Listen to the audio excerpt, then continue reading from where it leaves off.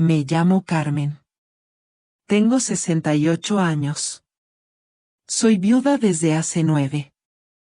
Y durante 6 meses fingí tener Alzheimer para descubrir cuál de mis hijos realmente me cuidaría cuando dejara de ser útil.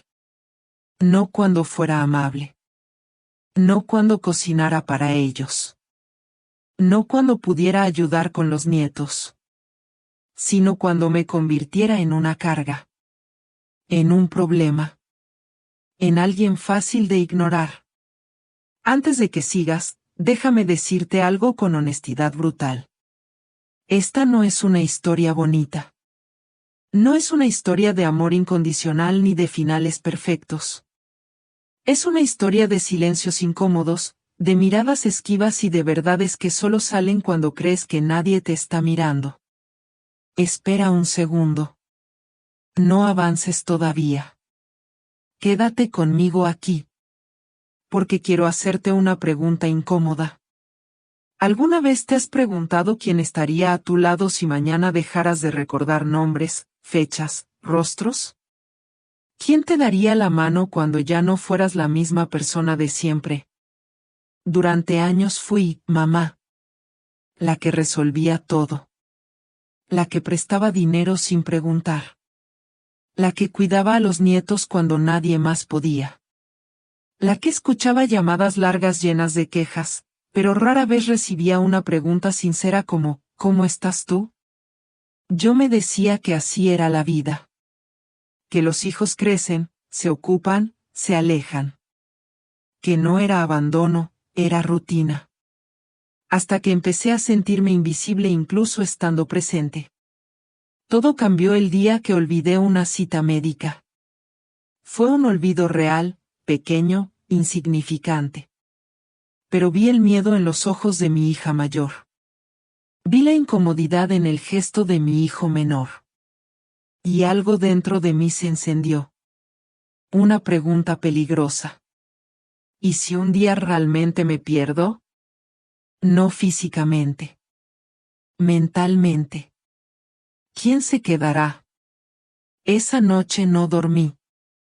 Pensé en mi marido, en cómo me cuidó cuando estuve enferma. Pensé en cómo ahora yo estaba sola.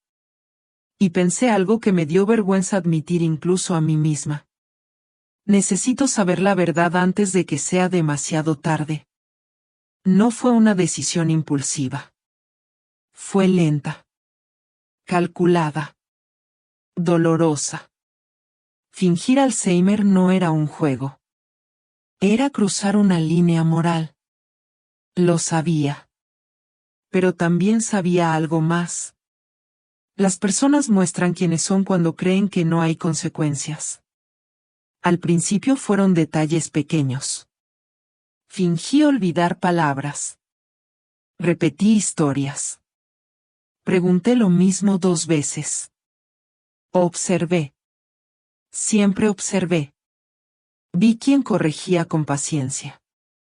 Vi quién suspiraba molesto. Vi quién se reía nervioso. Vi quién cambiaba de tema. Mamá, ya te lo expliqué, decía uno. Debe ser la edad, decía otro. Luego hablamos, escuchaba cada vez más. Yo asentía. Sonreía. Y por dentro pensaba, esto recién empieza. Les dije que el médico sospechaba algo. No confirmé nada. Dejé que el miedo hiciera su trabajo. El Alzheimer es una palabra pesada. Nadie quiere cargarla. Y cuando la dejé caer en la mesa familiar, el silencio fue inmediato. Nadie preguntó demasiado. Nadie quiso saber más de lo necesario. Ahí entendí algo importante. El abandono no siempre llega con gritos. A veces llega con excusas educadas. Si tienes el valor de escuchar esta historia hasta el final, te pido algo ahora. Dale like. Suscríbete. No porque yo lo necesite, sino porque historias como esta pasan todos los días, en casas donde nadie mira. Activa la campanita. Quédate. porque lo que descubrí sobre mis propios hijos me rompió, y al mismo tiempo me abrió los ojos. Esto no es una venganza. No todavía. Es una prueba. Una prueba silenciosa. Y créeme cuando te digo esto, fingir perder la memoria fue la forma más clara de recordar exactamente quiénes eran. Después de esa primera conversación, nada explotó de inmediato. No hubo drama. No hubo lágrimas. Y eso, curiosamente, fue lo más doloroso. La vida simplemente siguió, pero un poco más lejos de mí. Tengo 3 hijos. Laura, la mayor, 42 años, madre de 2 adolescentes, siempre apurada, siempre cansada. Andrés, el del medio, 39, divorciado, con una vida desordenada pero un discurso impecable sobre responsabilidad familiar. Y Clara, la menor, 35, sin hijos, la que siempre decía ser la más sensible. Yo los había criado sola en gran parte. Su padre murió joven. Yo fui madre, padre, enfermera, chofer, psicóloga y cajero automático durante años. Nunca se los eché en cara. Nunca quise que me debieran nada. Pero ahora observaba. Y cada gesto contaba. Empecé a cometer errores más evidentes. Dejé la estufa encendida, por accidente. Llamé a Laura por el nombre de una vecina. Olvidé recoger a mi nieto una tarde y Andrés tuvo que ir por él. Llegó molesto, con esa sonrisa tensa que no es una sonrisa. Mamá, tienes que estar más atenta, me dijo. Lo siento, se me fue, respondí, bajando la mirada. Por dentro pensaba, ahí está. No preocupación. No miedo por mí. Solo molestia por la interrupción en su día. Laura empezó a organizar soluciones. No para ayudarme, sino para acomodarme. Me habló de residencias, de cuidadores, si esto empeora, de vender mi casa antes de que sea complicado. Lo decía con tono práctico, eficiente. Como quien gestiona un mueble viejo que ocupa espacio. Clara, en cambio, reaccionó distinto, al principio. Me llamaba más seguido. Me preguntaba cómo estaba. Venía a verme los domingos. Me abrazaba fuerte. Yo quería creer que ella sería la excepción. Me aferré a eso más de lo que debería. Pero incluso ella empezó a cansarse. Una tarde le conté la misma historia 3 veces. La tercera, suspiró. No fuerte. No con enojo. Solo cansancio. Mamá, ya me lo dijiste. Sentí algo romperse por dentro. No dije nada. Sonreí. Fingí no darme cuenta. Eso también forma parte de olvidar, pensé. Mis hijos empezaron a hablar entre ellos sin mí. Lo supe porque dejaron de disimularlo bien. Llamadas que cortaban cuando entraba a la habitación.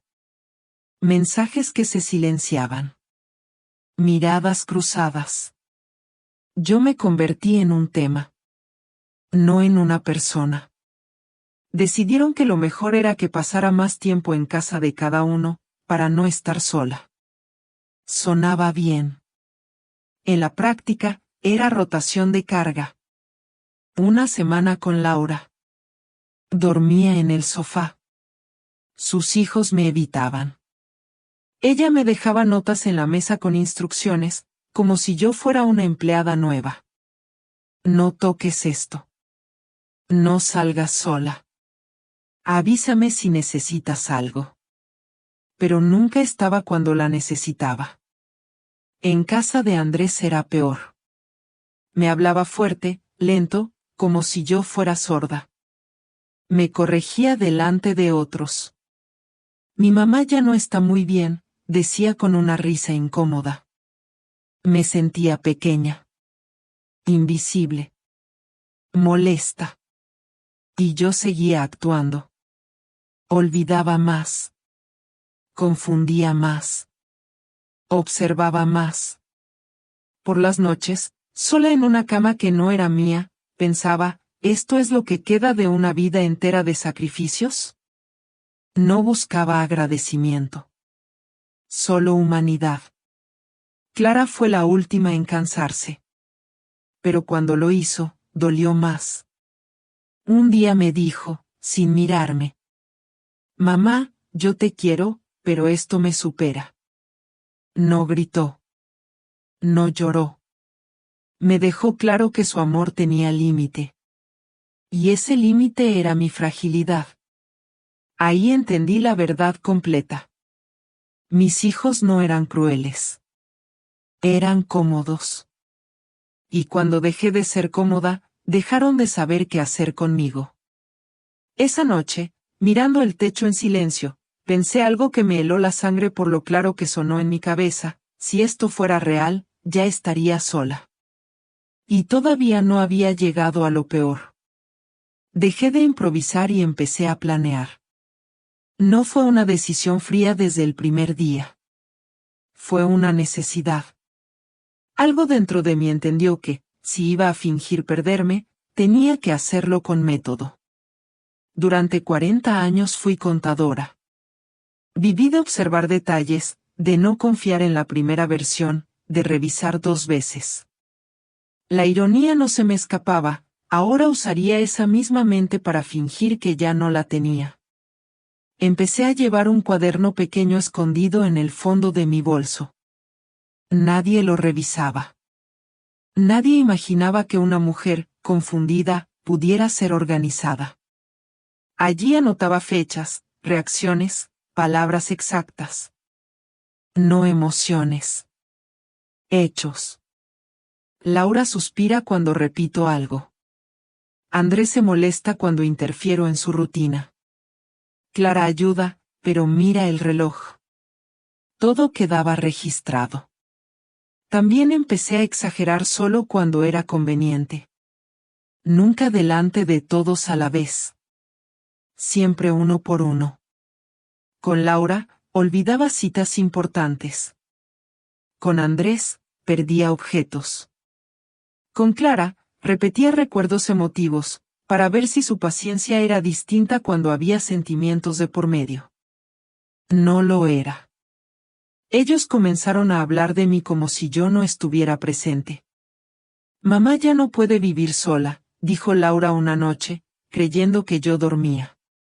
«Esto va a ir a peor», respondió Andrés.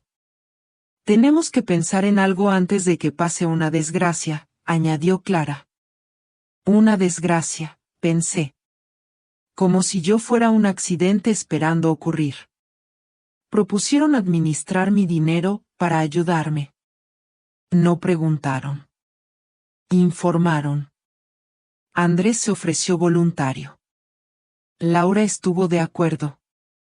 Clara dudó, 5 segundos. «Es por tu bien, mamá», me dijeron. Yo asentí lentamente, con esa mirada perdida que ya sabían interpretar. Por dentro, sentí una punzada seca. No era solo el dinero. Era la confirmación de que ya no me veían como una adulta capaz. Me convertí oficialmente en un problema que había que gestionar. A partir de ese momento, mi actuación se volvió más profunda. Empecé a confundir épocas. Hablaba de mi esposo como si aún viviera. Decía frases inconclusas. Me quedaba mirando por la ventana largos minutos. A veces, incluso yo misma me asustaba de lo real que parecía.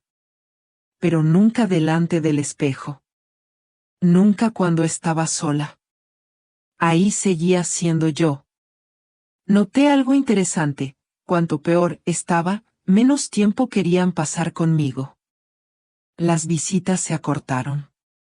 Las llamadas se volvieron más rápidas. El cariño disminuía en proporción directa a mi dependencia. Eso me rompió el corazón, pero también me dio claridad.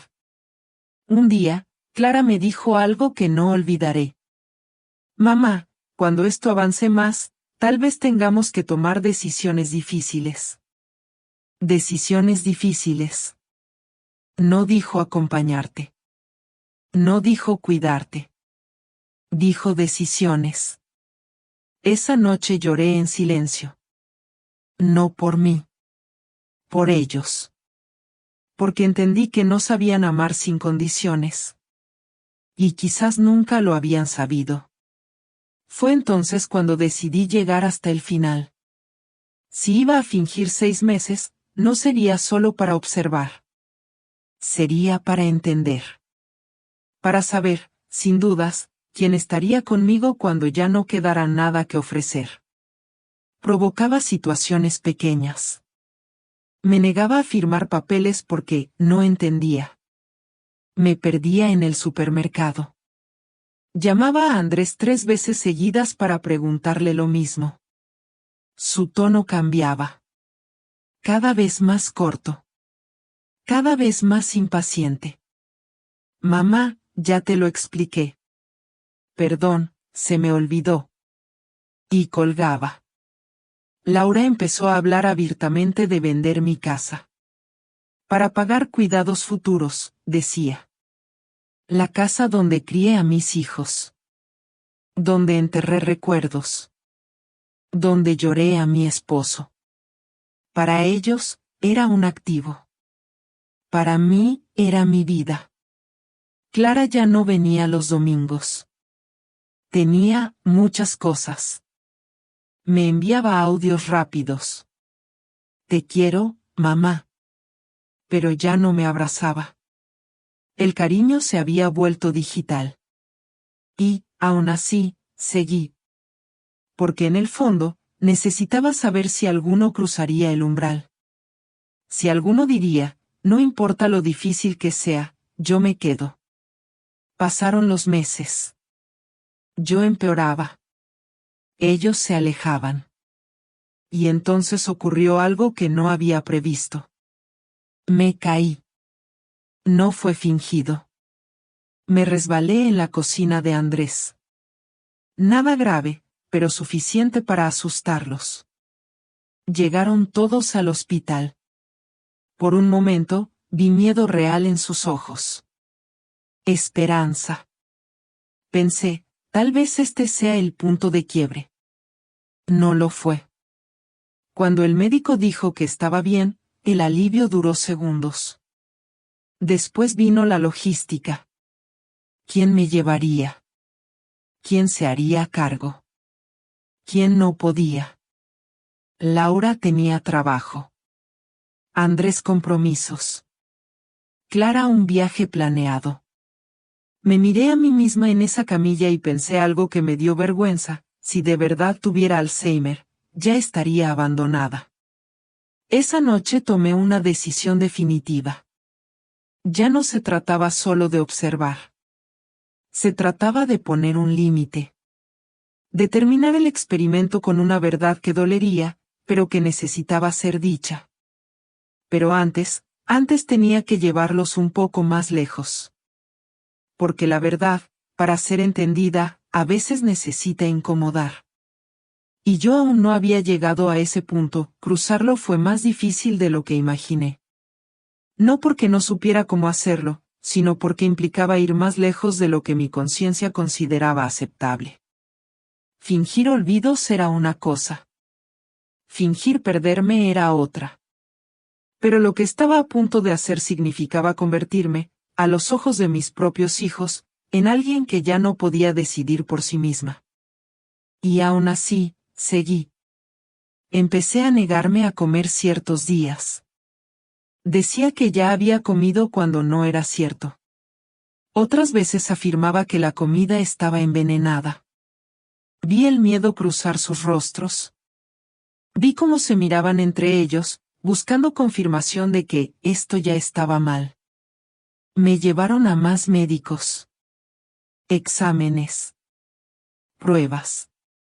Yo cooperaba, lo justo. Contestaba mal algunas preguntas.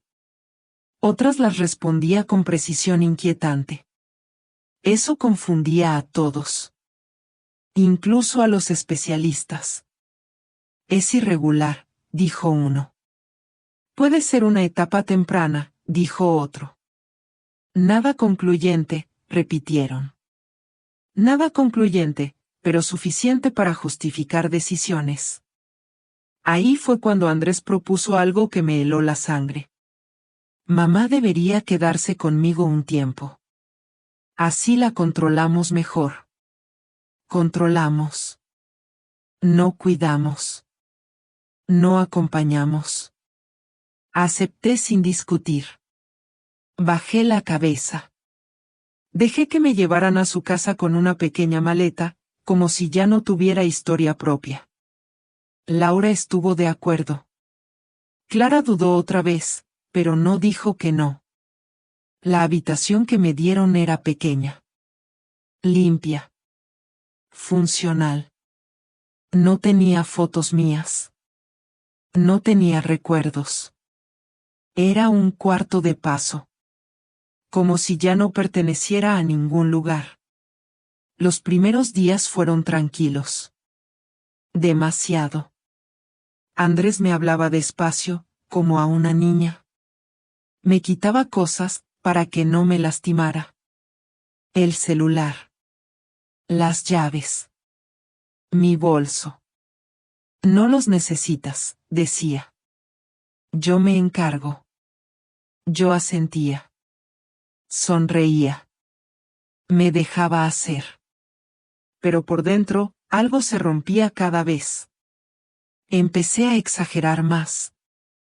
Mucho más. Llamaba a Laura de madrugada llorando porque no sabía dónde estaba. Le preguntaba a Clara si era mi hermana o mi madre. Decía nombres equivocados. Mezclaba historias. Quería ver hasta dónde llegaban. La respuesta fue rápida. Esto ya no es sostenible, dijo Laura en una videollamada. Necesita un lugar especializado, añadió Andrés. Un centro, dijo Clara, en voz baja. Un centro. La palabra quedó flotando en el aire como una sentencia. Yo estaba sentada ahí. Frente a ellos. Escuchándolos decidir sobre mí como si no existiera. No quiero ir, dije, casi suplicando. Andrés suspiró. ¿Ves? No entiende. Esto es lo que digo. Esa noche lloré de verdad. No actué. No exageré. Lloré como una madre que se da cuenta de que, cuando deja de ser útil, se vuelve prescindible. Y aún así seguía adelante.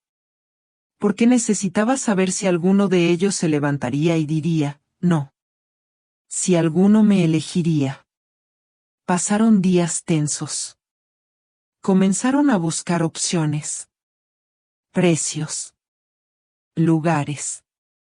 Laura hablaba de calidad de vida. Andrés de practicidad. Clara escuchaba en silencio. Yo los observaba. Tomaba nota mental de cada gesto. Cada palabra. Hasta que una tarde ocurrió algo que cambió todo. Me senté en la sala y fingí no reconocer a Andrés. Lo miré con miedo. Retrocedí. Empecé a gritar que un extraño había entrado a la casa. Fue horrible. Para ellos. Para mí. Andrés se quedó paralizado. Laura llegó corriendo. Clara lloró. Mamá, soy yo, gritaban. Yo seguí actuando. Temblando. Suplicando que llamaran a mis hijos. Y entonces lo vi. Por primera vez, no vi fastidio. Vi terror. No por perderme, sino por lo que yo representaba ahora, un problema irreversible. Esa noche tomaron la decisión final. Me internarían la semana siguiente. Firmaron papeles. Hicieron llamadas. Se organizaron. Nadie me preguntó qué quería. Yo me encerré en la habitación y, cuando estuve sola, dejé caer la máscara por unos minutos. Me miré en el espejo. Me vi cansada. Más vieja. Más sola de lo que jamás pensé estar rodeada de mis propios hijos. Pensé en detener todo ahí. Decir la verdad. Abrazarlos. Decir que solo quería sentirme amada. Pero entonces recordé cada llamada ignorada. Cada suspiro. Cada vez que fui una carga. Y decidí terminar lo que había empezado. Preparé el momento con precisión. 2 días antes del ingreso, los reuní a todos en la sala. Me senté erguida. Clara notó algo raro de inmediato. «Mamá, ¿estás bien?» Los miré a los 3. Sin temblar. Sin confusión. Sí, dije con claridad. El silencio fue absoluto. Respiré hondo. De hecho, nunca estuve mejor. Laura frunció el ceño. «Andrés, ¿la escuchas?» Y entonces crucé la última línea. Les conté todo. Los 6 meses. El cuaderno. Las pruebas. Las actuaciones. Las caídas fingidas. Las exageraciones. Todo. Uno por uno. Vi sus rostros descomponerse. La incredulidad. La rabia. La vergüenza. «¿Estás diciendo que mentiste?», gritó Andrés. «¿Que nos manipulaste?» «No», respondí. «Estoy diciendo que los observé». Clara empezó a llorar. «¿Por qué, mamá, por qué hacernos esto?» Los miré con una tristeza que no necesitaba actuación. Porque quería saber quién estaría conmigo cuando dejara de ser conveniente. Nadie respondió. Ahí entendí que el acto más prohibido no fue fingir una enfermedad. Fue obligarlos a mirarse en un espejo que nunca quisieron ver. Y ya no había marcha atrás, la reacción no fue inmediata. No hubo gritos al principio. Hubo algo peor, silencio. Un silencio espeso, incómodo, lleno de pensamientos que no se atrevían a salir. Andrés fue el primero en romperlo. Caminó por la sala como si buscara una salida invisible. Se pasó las manos por el cabello una y otra vez. «Esto es una locura», dijo finalmente. «Nos hiciste creer que estabas enferma». Lo miré sin levantar la voz. «No. Ustedes decidieron que lo estaba. Yo solo dejé que actuaran en consecuencia». Laura se sentó lentamente en el sofá. Tenía los ojos vidriosos, pero no sabía si era tristeza o rabia. «¿Sabes lo que nos hiciste pasar?», murmuró. «Las noches sin dormir, el miedo». Asentí despacio. Ahora imagina ese miedo multiplicado por el abandono. Clara no decía nada. Tenía las manos apretadas contra el pecho, como si le faltara aire. Les mostré el cuaderno. Página tras página. Fechas. Frases textuales. Decisiones tomadas sin mí. Llamadas no devueltas. Días enteros sin visitas. No es un ataque, les dije. Es un registro. Como los que hacía cuando enseñaba. Para entender patrones. Andrés explotó entonces. «Eso no es normal, mamá, eso es manipulación». Lo dejé terminar. Aprendí hace años que dejar hablar a alguien suele ser más revelador que interrumpirlo. Y encerrarme en un lugar sin preguntarme, respondí con calma. «Decidir por mí por qué es más cómodo, ¿eso sí es normal?» Laura se levantó de golpe. «Íbamos a cuidarte». Negué con la cabeza. Iban a sacarme del camino. Clara se acercó y se arrodilló frente a mí. Sus ojos estaban llenos de lágrimas. Yo dudé, dijo en voz baja. Siempre dudé. Le acaricié el cabello con suavidad. Lo sé. Por eso duele menos contigo. Eso fue lo que terminó de romper el equilibrio. Andrés gritó que se iba. Dijo que no podía mirarme. Que lo había traicionado. Que ya no sabía quién era yo. Laura lloró en silencio, pero no me abrazó. Clara se quedó. Pasaron días sin que Andrés volviera. Laura llamó una vez, solo para decir que necesitaba tiempo. Clara venía todos los días. Cocinaba.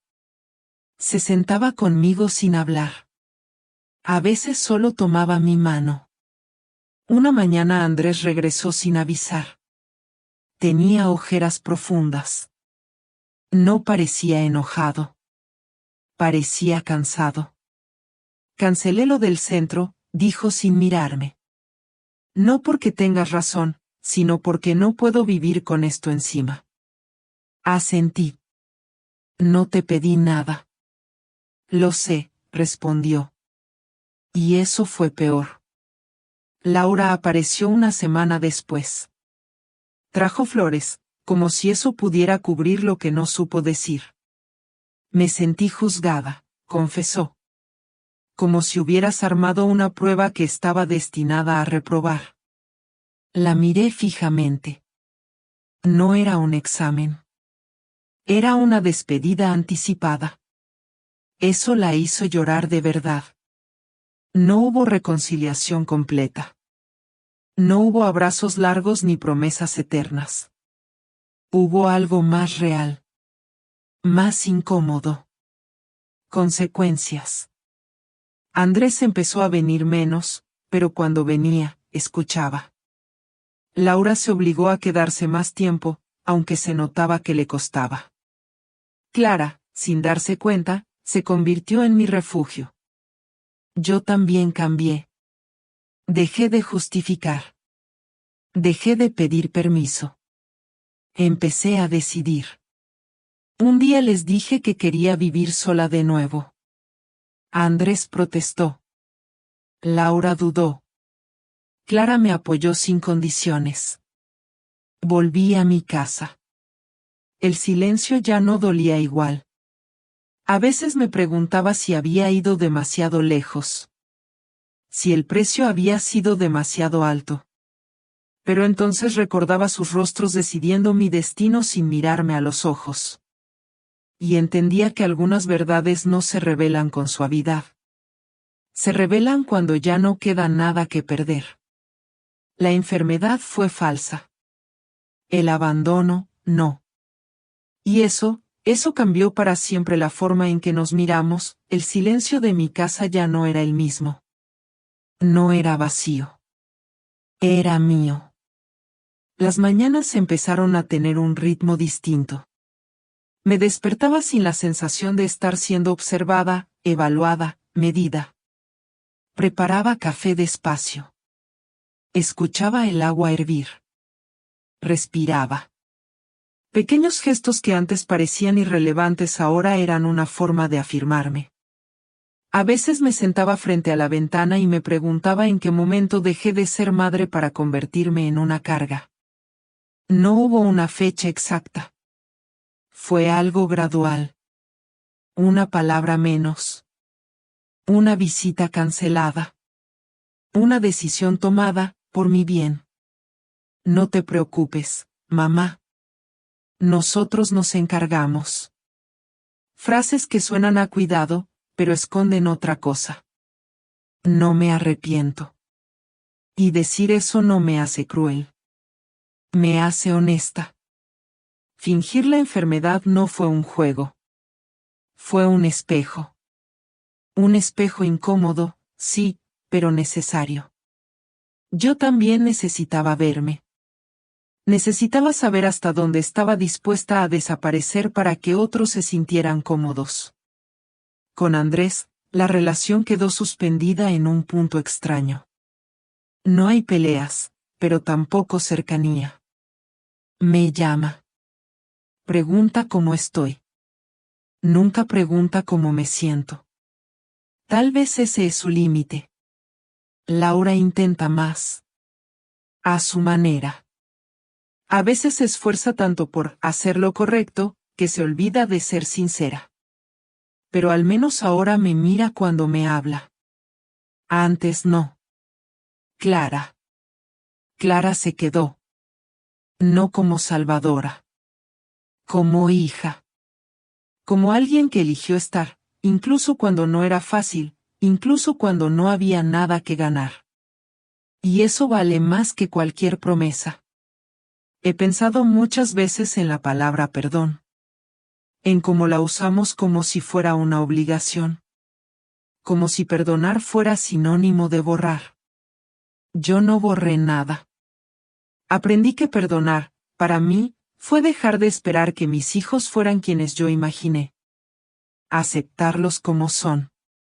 Con sus límites. Con sus ausencias. Sin mentirme. También aprendí algo más duro. El amor de una madre no debería ser una sentencia de sacrificio eterno. No debería exigir silencio, sumisión, agradecimiento constante. Una madre también envejece. También se cansa. También merece ser cuidada sin tener que desaparecer primero.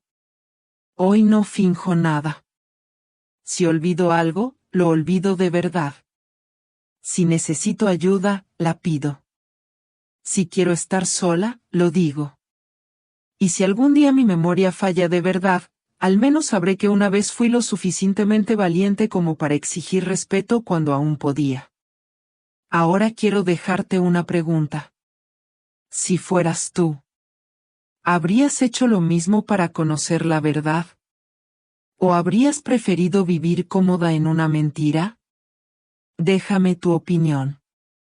Porque a veces, la vejez no nos quita la memoria. Nos quita el miedo a decir lo que siempre supimos.